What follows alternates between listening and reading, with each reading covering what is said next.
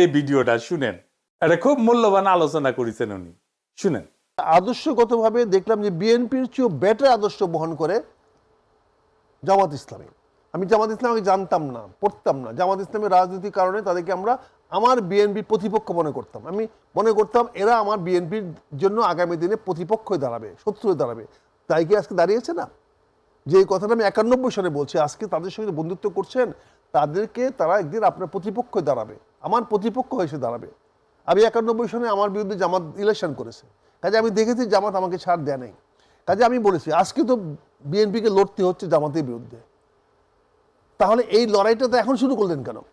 কাজে আমি দেখলাম আদর্শগতভাবে বিএনপির চেয়ে অনেক অনেক অনেক ভালো আদর্শ বহন করে জামাত ইসলাম। তারা ন্যায়ের পক্ষে, তারা ইনসাফের পক্ষে।